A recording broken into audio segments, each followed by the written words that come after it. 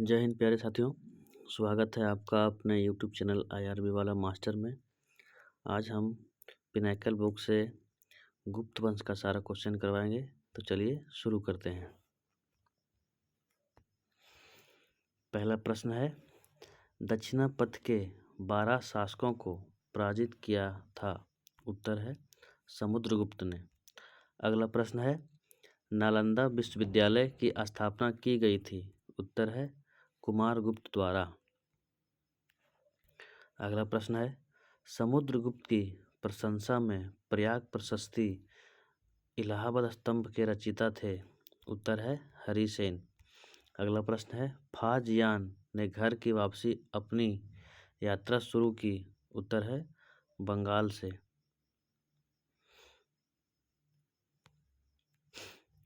अगला प्रश्न है, समुद्रगुप्त को सिक्कों में दर्शाया गया है।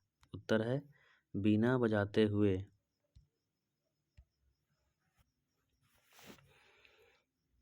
अगला प्रश्न है, महाराजाधिराज की उपाधि धारण करने वाला प्रथम गुप्त शासक था।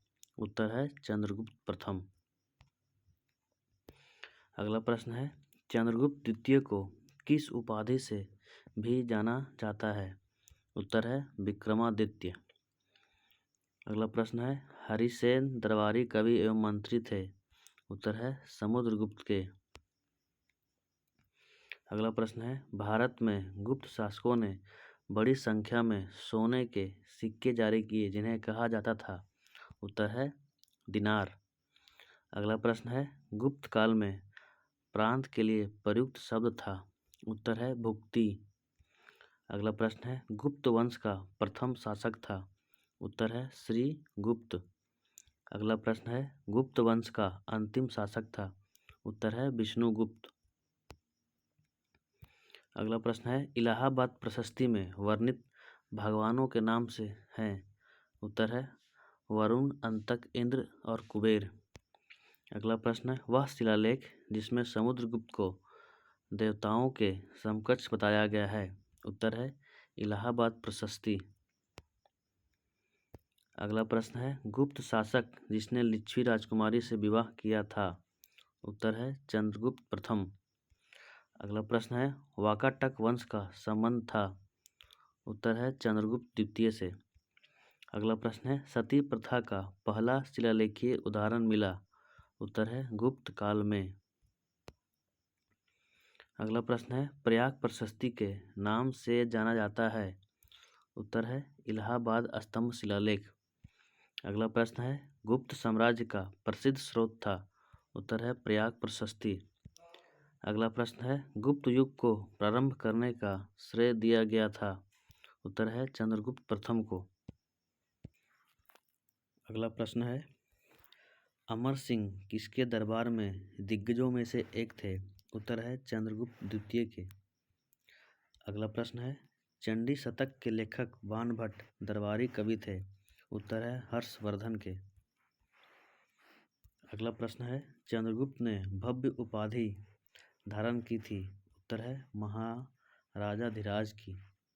अगला प्रश्न है, चंद्रगुप्त द्वितीय के दरबारी बैताल भट्ट ने लिखा था। उत्तर है मंत्र शास्त्र। अगला प्रश्न है, कुमारगुप्त प्रथम पुत्र एवं उत्तराधिकारी था। उत्तर है चंद्रगुप्त द्वितीय का। अगला प्रश्न है, समुद्रगुप्त को उसके सिक्कों पर दर्शाया गया था। उत्तर है वीणा वादक के रूप में। अगला प्रश्न है, चंद्रगुप्त द्वितीय ने उपाधि धारण की थी। उत्तर है विक्रमादित्य की। अगला प्रश्न है, गुप्त शासक चंद्रगुप्त प्रथम उत्तराधिकारी बना। उत्तर है घटोत्कच का। अगला प्रश्न है, दिल्ली में लौह स्तंभ का निर्माण किया गया। उत्तर है गुप्त वंश द्वारा। अगला प्रश्न है, संधि विग्रहिक महादंडनायक कुमार अमात्य पद अधीन थे। उत्तर है हरिसेन के। अगला प्रश्न है, गुप्त काल में मुख्य न्यायिक अधिकारी का पद था। उत्तर है महादंडनायक। अगला प्रश्न है, गुप्त काल में युद्ध एवं शांति मंत्री का पद था। उत्तर है संधि विग्रहिक। अगला प्रश्न है, प्राचीन भारत में व्यापारी कारवां का नेता होता था। उत्तर है सार्थवाह।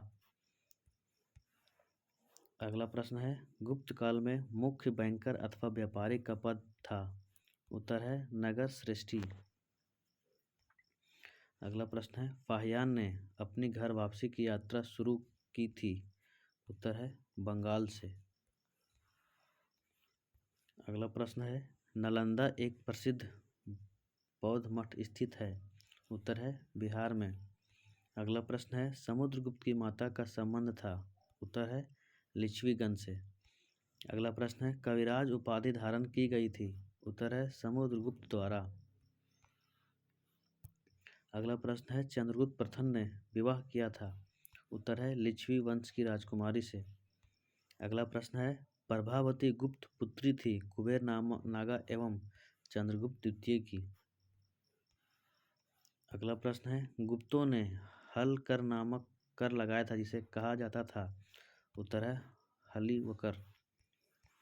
अगला प्रश्न है, समुद्रगुप्त की उपलब्धियों की जानकारी का उल्लेख मिलता है। उत्तर है प्रयाग प्रशस्ति में। अगला प्रश्न है, 12 मिहिर 9 रत्नों में से एक थे। उत्तर है चंद्रगुप्त द्वितीय के। अगला प्रश्न है, भुक्ति भोग विषय विधि मंडल प्रशासनिक प्रभाग थे। उत्तर है गुप्त काल में। अगला प्रश्न है, नालंदा विश्वविद्यालय की स्थापना की थी। उत्तर है कुमारगुप्त प्रथम ने। अगला प्रश्न है, भारतीय इतिहास का स्वर्ण युग कहा जाता है। उत्तर है गुप्त काल को। अगला प्रश्न है, गुप्त साम्राज्य के राजा समुद्रगुप्त प्रसिद्ध थे। उत्तर है वीणा वादक के लिए। अगला प्रश्न है, समुद्रगुप्त के इलाहाबाद स्तंभ शिलालेख की ऊंचाई है। उत्तर है 35 फीट। अगला प्रश्न है, 4वीं शताब्दी ईस्वी पूर्व की शुरुआत में गुप्तों ने एक छोटा सा साम्राज्य स्थापित किया था। उत्तर है मगध।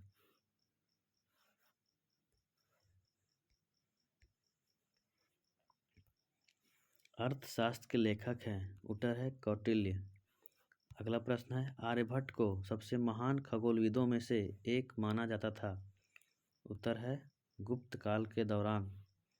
अगला प्रश्न है, सिक्के पर समुद्रगुप्त को जिस वाद्य यंत्र को बजाते हुए दिखाया गया है वह है वीणा। अगला प्रश्न है, वह वर्ण जिससे गुप्तों का उदय हुआ माना जाता है। उत्तर है वैश्य वर्ण। अगला प्रश्न है, नालंदा महाविहार की स्थापना की गई थी। उत्तर है कुमारगुप्त प्रथम द्वारा। अगला प्रश्न है, सौर मंदिर का निर्माण 700 से 728 ईस्वी में हुआ था। उत्तर है नरसिंह वर्मन द्वितीय के पल्लव शासनकाल में।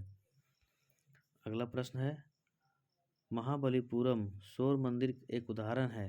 उत्तर है द्रविड़ मंदिर वास्तुकला का। अगला प्रश्न है, चंद्रगुप्त प्रथम का उत्तराधिकारी था। उत्तर है समुद्रगुप्त। अगला प्रश्न है, भारत का नेपोलियन कहा जाता था। उत्तर है समुद्रगुप्त को।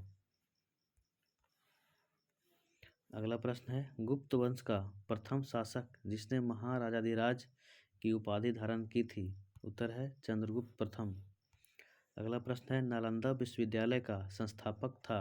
उत्तर है कुमारगुप्त प्रथम। अगला प्रश्न है, प्रयाग प्रशस्ति की रचना की गई थी। उत्तर है संस्कृत में। अगला प्रश्न है, कालिदास का नाटक अभिज्ञान शकुंतलम शकुंतला और किस राजा के बीच की कहानी है। उत्तर है दुष्यंत। अगला प्रश्न है, रुद्रदामन के जूनागढ़ अभिलेख में एक झील की मरम्मत का उल्लेख है जिसका नाम है। उत्तर है सुदर्शन झील। अगला प्रश्न है, हरिसेन दरबारी कवि और मंत्री थे। उत्तर है समुद्रगुप्त के। अगला प्रश्न है, बिहार के सुल्तानगंज में खोजी गई गौतम बुद्ध की विशाल प्रतिमा है। उत्तर है गुप्त काल की।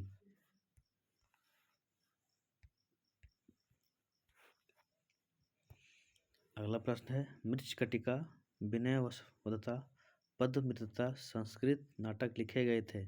उत्तर है शूद्रक द्वारा। अगला प्रश्न है, हिंदू वास्तुकला के नाम से प्रसिद्ध भीतरगांव मंदिर स्थित है। उत्तर है कानपुर उत्तर प्रदेश में।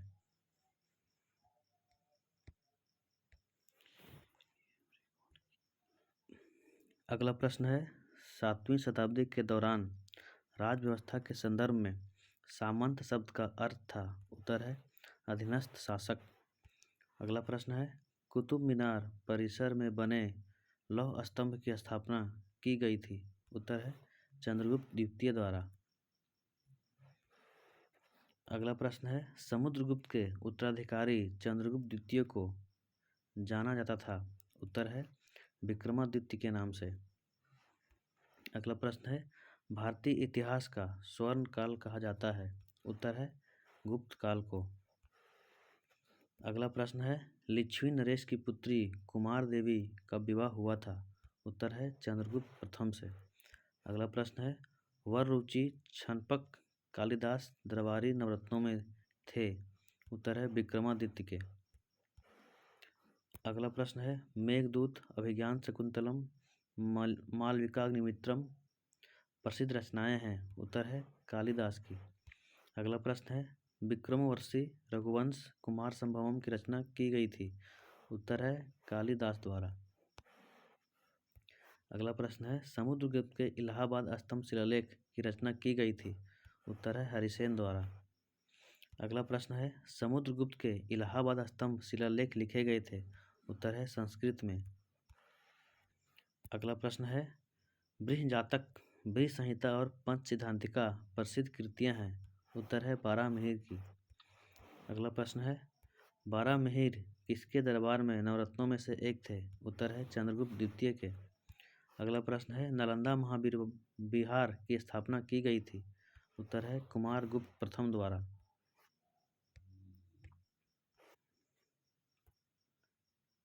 अगला प्रश्न है ग्वालियर के निकट बाघ की गुफाएं प्रतिनिधित्व करती है। उत्तर है गुप्त काल की चित्रकला का। अगला प्रश्न है बृहत कथा कोश पुस्तक के लेखक हैं। उत्तर है हरिसेन। अगला प्रश्न है भीतरी स्तंभ लेख में स्कंदगुप्त की लड़ाई का वर्णन है। उत्तर है हुनों के लोग के साथ। अगला प्रश्न है समुद्रगुप्त को कहा जाता है। उत्तर है भारत का नेपोलियन। अगला प्रश्न है समुद्रगुप्त की प्रशस्ति अशोक स्तंभ पर पाई जाती है। उत्तर है इलाहाबाद के। अगला प्रश्न है गया में एक बौद्ध मंदिर बनाने के लिए श्रीलंका के शासक मेघवर्मन ने एक मिशनरी को भेजा था। उत्तर है समुद्रगुप्त के पास। अगला प्रश्न है सती का पहला पुरालेखीय साक्ष्य पाया गया है। उत्तर है एरन स्तंभ शिलालेख भानुगुप्त। अगला प्रश्न है बयाना किले में स्थित वरिक विष्णुवर्धन विजय स्तंभ संबंधित है। उत्तर है गुप्त काल से। आज के लिए इतना ही। अगर वीडियो अच्छा लगे हो तो वीडियो को लाइक शेयर एंड चैनल को सब्सक्राइब करें। जय हिंद।